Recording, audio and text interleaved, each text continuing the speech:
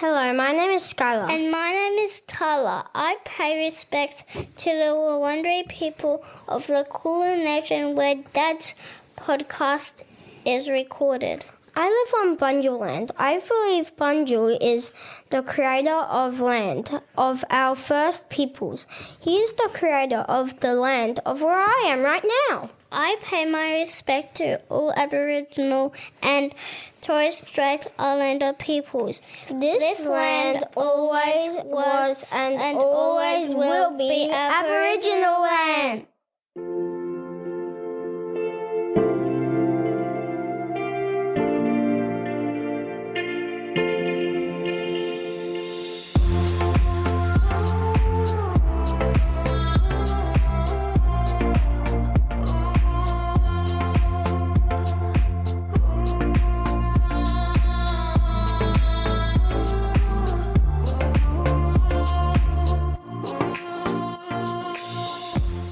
Hello and welcome to Over the Rainbow, a podcast series dedicated to all things rainbow dads.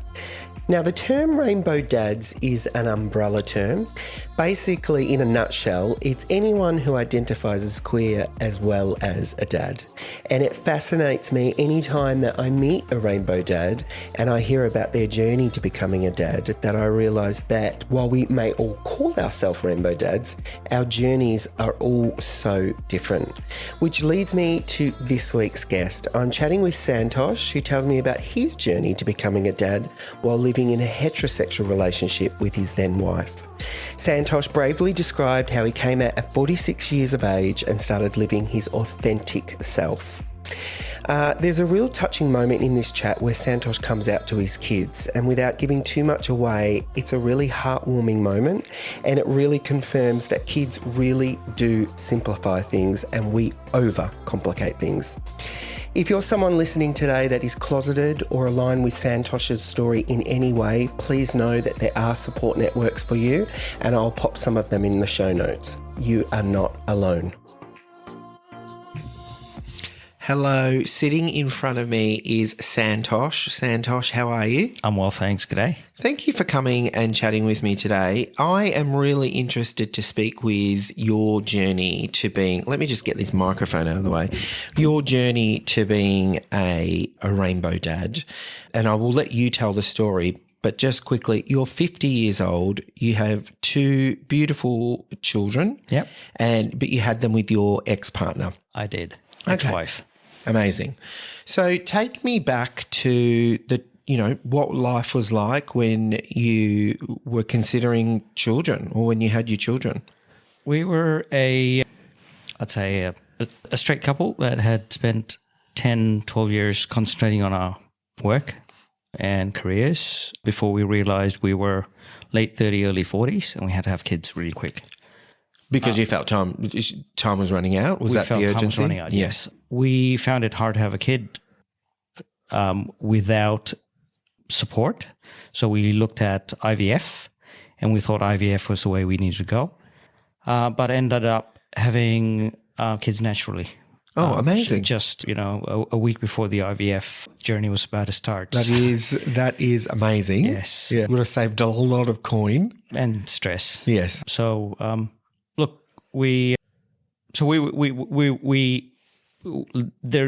there never is the right time or the wrong time to have a kid. You have a kid when you're ready for it, I guess. Yeah. Or ready for them. And for us, it was, for me, early 40s. So I was 40 when I had my first and 42 when I had my second. My dad had me when he was 40, Yeah. Yep. Like I said, never is a right or wrong time to have a kid. I guess you just have to work your way through. There isn't a rule book for it. And the pressure now, like especially, in today's in the way that we live today, that's standard of back in maybe our parents' day of having children when you're young so you can keep up with them and all the rest of it. That just doesn't apply now. It's as you say, you have children when you're ready to have children. And when you're ready to... There's no societal demand. There is societal demand. I think you think? There was, yeah. To have them younger? Yeah. I mean, there's always a question about when you're getting married. Yeah. And as soon as you get married, it's are you planning kids? Okay. Right. I guess I'm not coming at from that perspective. Yeah. So thank you for reminding me of that. Yeah. So did you get that? So when you married your ex-partner, Yep. is that what you two faced? Well, when are you having kids? When are you having Constantly. kids? Constantly. Yeah. But look, we concentrated on travel, we concentrated on career, we concentrated on studies. So, And I guess this is a bit of a deep question, so feel free to say pass. But do you think that there was any subconscious delaying having the kids because you were perhaps dealing with, your sexual identity, but you being a closeted man? Do you think that played any part? I don't think it played a part. Right. Because I don't know whether it was total denial, but I always enjoyed being straight too. Yes. Right. Yeah. Until I think I turned 42 when things changed. Yeah. So what changed? A lot of travel for work. Yeah. A lot of time away from family and exposure to Grindr, I guess. Yes. Yeah. Yeah. And would you say that you were a closeted man or would you say that you were straight and then you had an awakening? How would you describe it? Probably what you said second, which is basically I didn't think I was a closeted man. Right. But, did I have experiences with men before? I did. Yeah. But that wasn't open. It wasn't something that really blew my mind that I wanted to, not be married to a woman, I guess. Right. Yeah. Yeah. And how did you marry your ex-partner? Arranged marriage. Arranged marriage. Yeah. Met her and then got introduced to her and got married a week later. So it's a cultural. It's a cultural thing. Yeah. Yeah. And so take me through that. I mean, really, this is like sidestepping. Yeah. But was that just something that you're always prepared for, an arranged marriage? I guess when you in our reach South a Indian certain family age? it is, yeah. Where basically your families meet each other and introduce themselves and they look at horoscopes. Oh, okay. Yeah, they match horoscopes. Well, you've described her as your best friend. So she is. Whoever did that matching Did well. did well. Yeah. Did you guys remark on that? Did you say, wow, they actually picked well? There must have been something that brought us together. For sure. Absolutely. I mean, we're You mean a higher... maybe. Yeah, maybe. I I mean, love we're good friends. We're very supportive co-parents. We've been through a lot. Yeah. Separation after being married 19 years was hard. Yes, Moving out was hard. for sure. But what keeps us together and as good friends is one, co-parenting, and two, basically we'll always be a family unit to our kids anyway. So Yeah. Okay, so go back to you conceived naturally. we did. Yeah. Yeah. And that was your first child. It was. And we were really blessed to have extended family in Melbourne. So that really helped us. And I think we tried hard to have a kid within the first 12 months so we could have the kids really quick, back to back. Oh, yeah. But, in terms of age difference. correct, yeah. But we ended up with about 20 months difference. Right, yeah. And yeah, the rest is history. We just parent. Well, Santosh, the rest may be history, but we're going to unpack that history. Let's do that. So you had your children. What was life like living in a very heteronormative, way of living? You were the dad, there was a mum, and tell me. It's no different, I think, to life now. Okay. Which is basically, I think having kids later in life had us a little more mature and understanding of the way we reacted with the kids, right? And we also had a lot of friends who also had kids in their 40s. Yeah. So there was that support group, peer group, having kids about the same time. Yes. Later on in life. The other thing that worked was, like I said, extended family being around. Yeah. To support grandparents being around. So that was good. So you had a daughter and a son, right? We had a daughter and a son, yes. You had a daughter and a son. And your happy families. Can you take me around the time where, your sexual identity was bubbling to the point where you came out? That was when my daughter was probably 5. 5, yeah. Yeah. Or 3. Sorry, 3.5. And I came to a point where basically, living in a married family unit, straight married family unit was not tenable anymore. We'd been through counselling, and it was the right thing to do. It was the right thing. Yeah.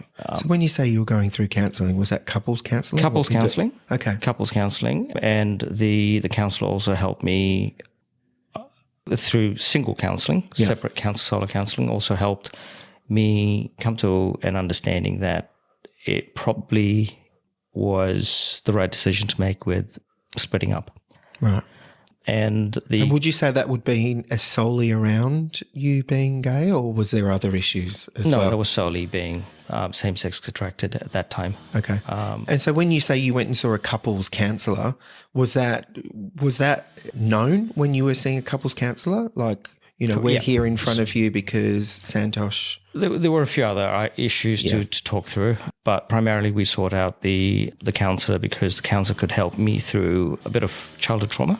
Right. And the counsellor was well versed with couples counselling and relationship management, etc. Yeah. She also helped me kind of come out to my parents at 46, right? So congratulations, by the way. Thank you. Yeah. Was it a load off when you did come out? It was. I still think about the conversation I had with my parents at that time overseas. I guess they're a different generation, so... Was it hard? It was hard, in a way. I guess it's never easy coming out. No. But I guess the reaction that I got from the parents was just as I'd expected, so it wasn't any... I wasn't expecting group hugs, and I got none. So I wasn't disappointed there. Right. And I had no expectations. I just said my piece, and I've made my peace. Yeah. Yeah.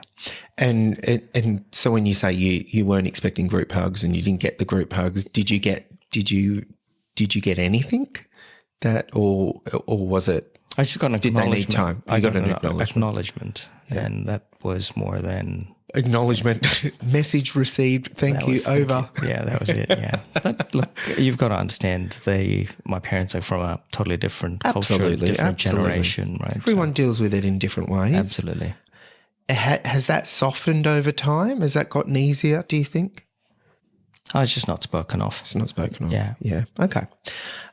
But I'm interested with back to your ex-partner. So you're going through counselling, and then did you have a conversation with her where you said, look, we were going through, we also had a lot of support from two really good organisations. I was speaking with Gamma, the Gay and Married Men Association. Yeah. And she spoke a couple of times with the Like Heart Centre in Sydney, which deal with women whose partners are same-sex attracted. Right. And I believe the counselling that we got from those organisations was fantastic. Amazing. Right? Gamma was great. They gave me a 1-800 number to reach out any time.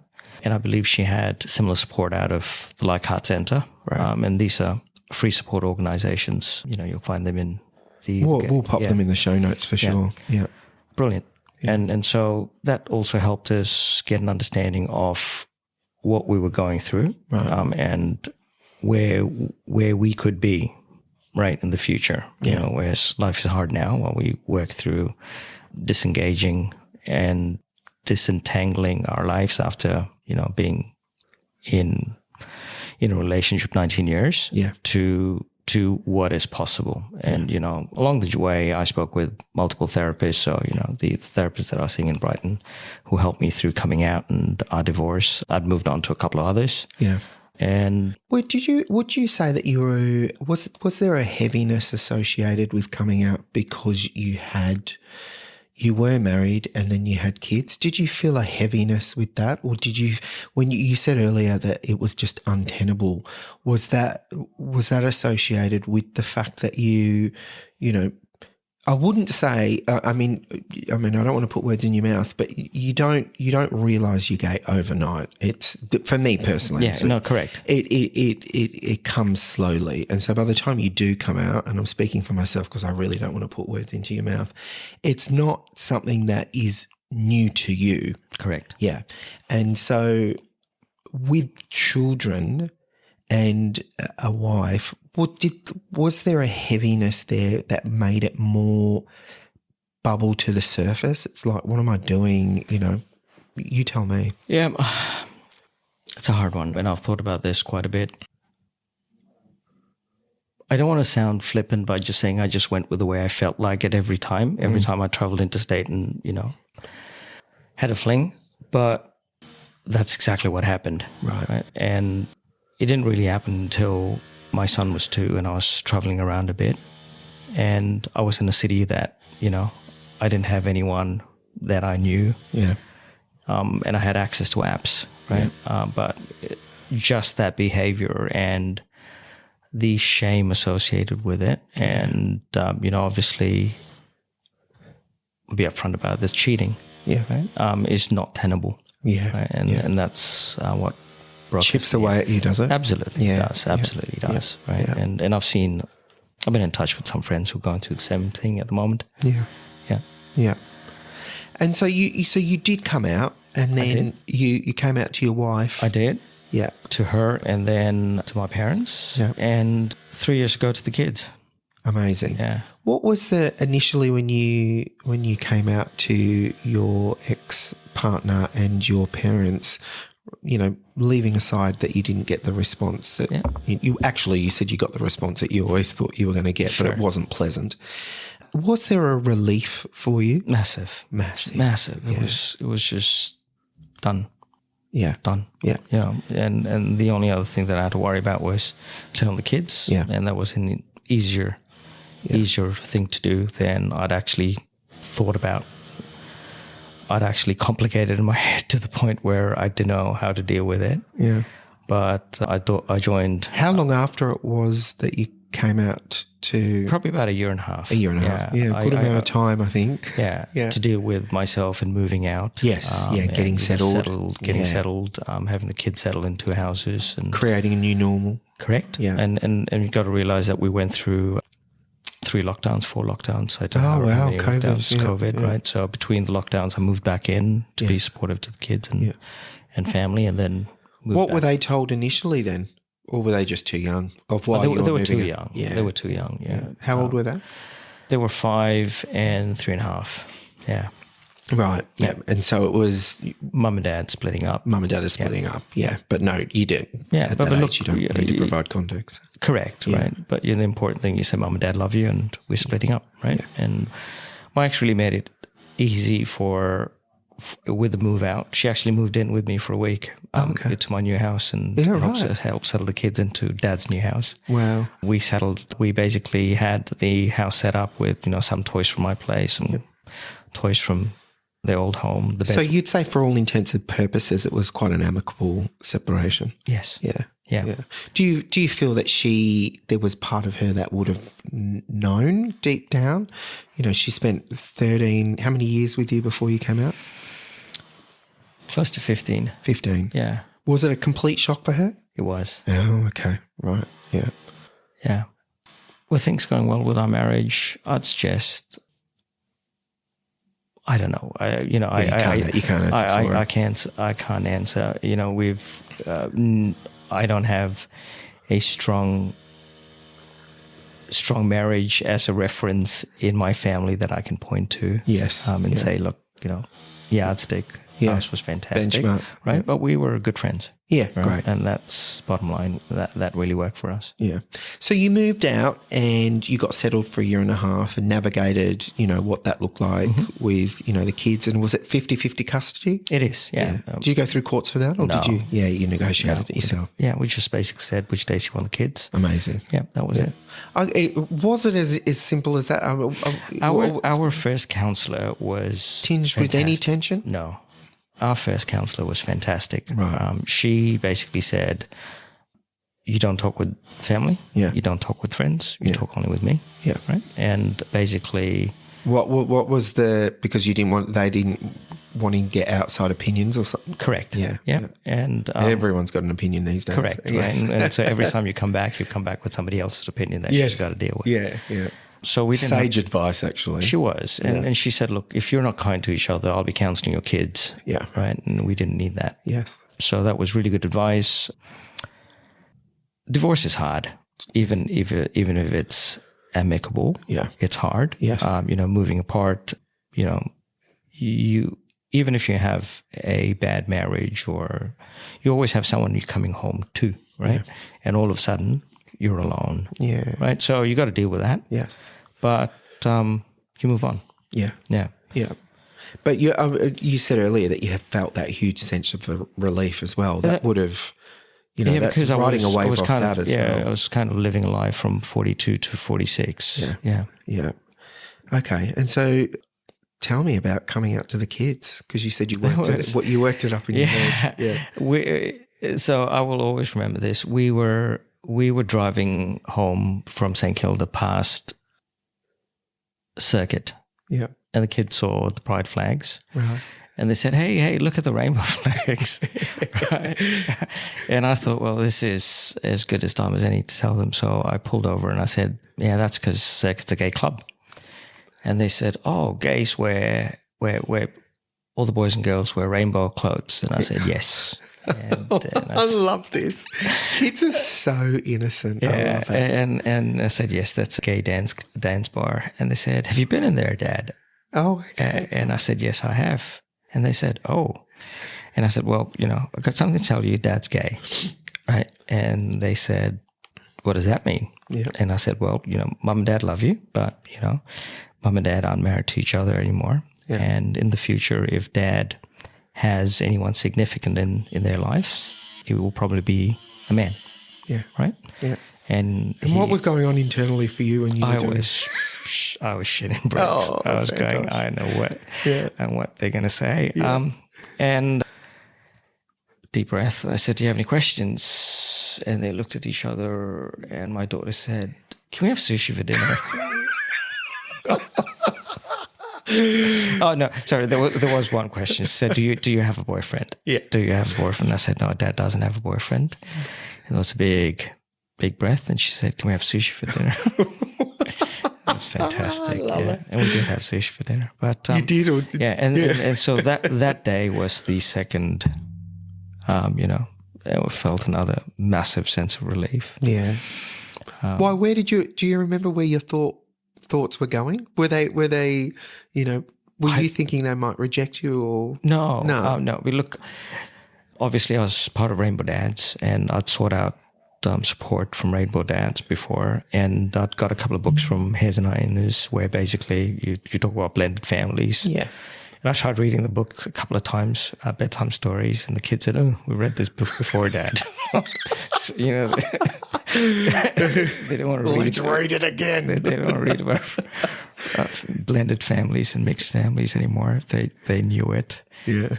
My kids are adopted, and there's one book. Yeah. It's called Families, and it's a great book where it's like each page is done with animals, and it's like some people have a mum and a dad. Yeah. Some people don't. Yeah. And it's like some people live with their auntie. Some people have two dads. Some people are adopted. And I always wanted to read it, so just to normalise adoption. Yep. And Skylar and Taylor would do the same thing. Yeah, we've read that one. Yes. I'm like, let's read it again. Yeah, we don't read them, but we've got them on our bedside at the moment, gathering dust. Yeah. But there's a real theme with, kids are so simplistic because to them, you're Dad. Yeah. Yeah. But it was important that I told them before they heard gay and fag at school. Yeah. And how old were they when you came out to them? 5 and 3.5. 5 and 3.5. Yeah. Yeah. Which is an appropriate response. Can we have sushi for dinner? Yeah. So, but they're older now, right? They're older. He's 7, she's 9. Yeah. I feel like at 9, your awareness of the world and the ugliness of the world, you're a little bit more plugged into it. I sense that in them too, which is interesting. Yes. In what way? Well, they come out on my behalf all the time. Do they? Right, yeah. Yeah. Because, if there's a draw flag day, my kids draw pride flags and I love stuff like that. Yeah. So, yeah. Yeah. So they're proud of Dad. Proud of Dad. Yeah. Yeah. How does that make you feel? Accepted, loved. Yeah. But then it becomes BAU. It becomes what, sorry? Business as usual. You're so busy cooking lunches and trying to get them to school in time. Well, we were You swapping need to- pictures before, and I've just got. I just feel like such a letdown with my lunchboxes compared to yours. Santosh was showing me. He writes on the banana that he loves them. So when they're opening their lunchbox, on the banana is a message that Dad loves them. Mum and Dad love Mum and them, Dad, yeah. Oh, that is just. I mean, I'm going to steal it. Sure. And I'll send you a picture. Thank you. But what would you say to anyone listening to this? Because it's not an uncommon story. Sure. You know, to be, let's say, trapped in, you know, a heterosexual relationship and playing the role of dad, playing the role of mum, and, dealing with issues of sexual identity. What would you say to anyone? You know, you said earlier coming out at your age was the right time for you. Do you get any feelings of, I wish I'd done it sooner, or No. 'Cause this is your I never story. wanted to do it sooner. Yeah, I love was that. I was always attracted to women. Yeah, yeah, I was always attracted to women until something flipped. yeah. Right. Okay. And I see other closeted men online who come and talk to me sometimes, and there's other rainbow dads that I speak with. What do they say? They're hurting. Yeah, And one of the things that I constantly tell them is seek out therapy, yeah, right? Go speak with a counselor. Go speak with Gamma. It's a free 1-800 service, right? Just call Gamma and speak with someone, right? Yeah. Know that you can be gay and a parent, yeah. right? Join groups like RDV and figure Which is out Rainbow Dads Victoria. Rainbow Dads Victoria, and meet other rainbow dads and figure out what you can do. Would you say for some closeted men that are living in a heterosexual relationship that the stakes for them just feel too high? That, you know, if I come out, then I might lose my family, and for me that's just too great of a gamble, and so I'll just keep the secret. You do lose your family, as you know. You get estranged from some family. Yeah. You get estranged from. I haven't come out to a ton of my friends. Right. Okay. Just not relevant. Yes. But just divorce. You have friends that take sides for no reason. Yeah. Right. So when you add the additional layer of sexuality on it, you've had more friends taking sides. I mean, Isn't that interesting when the separation has been amicable between you and your ex? Yeah, but look, some people just don't want to be bothered with knowing a divorced couple in their friends unit, friend circle. So that's okay. Yeah. You move on. Yeah. And so what would be your advice to anyone listening or that is not yet out? Seek out help. Seek out help. Yeah. Yeah. Seek out mental health help. Speak to a therapist. It's important. Yeah. Right? Because when you are going through divorce and having to deal with your sexuality and having to deal with life in general, work, right? Yeah. You are going to need that support. Yes. Right? What really helped me was A, Gamma, and B, a couple of therapists that really helped me understand myself and my journey and dealing with my traumas. Also, I think a program of work that I did with a bunch of people, a clinic in St. Kilda called Esteem. I did a program called Esteem, which basically was a 10-week program for people who came out late in their lives lacking gay self-esteem. Right. Yeah. Dealing with internalized homophobia, body shame, toxic masculinity, perceived beliefs about oneself based on what other people think and say about gay people. Being assertive as a gay person. It's a tough one. Yeah, dealing with drug addiction within the community. And that really, really helped me. I walked away 10 weeks later thinking, wow, that was crazy. Yeah. That really, really helped me. Yeah. Set some foundations for you. It did. Yeah. It did. Love that. Right? Yeah. And for $100 a session, that was money well spent. Yeah, great. And tell me about what the family life looks like now. Family life is just gay single parenting, which is no different from regular parenting, let me just tell you, right? Yes, yeah. You're just basically... You're a slave to the kids. You're a slave to the kids. But, you've got school drop-offs, school pickups, meals, laundry, sports, swimming.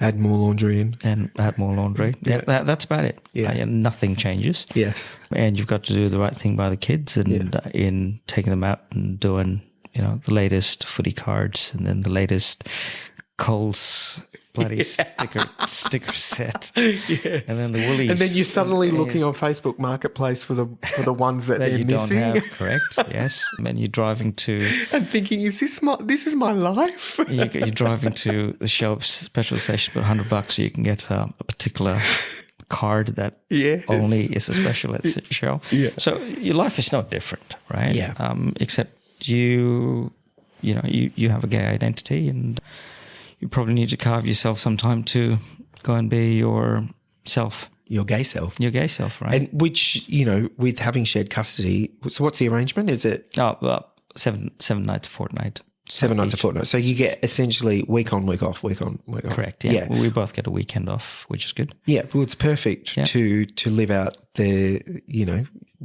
get a break. To get a break, but also to live out that the gay self, right? It's interesting dating at 50, but most people in your age group been there, done that, don't want to do it again. So I would dare say, Santosh, there is a cohort out there.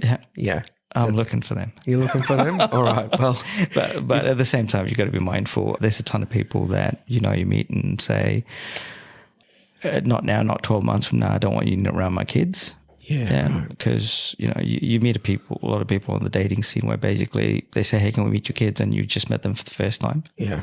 And there's a lot of people who you date who basically after the first date say they don't want to date you again because you are a father. Yeah. And they say, look, you've got kids and, you need to spend time with kids and we don't have time for that. Yes. And that's fine too.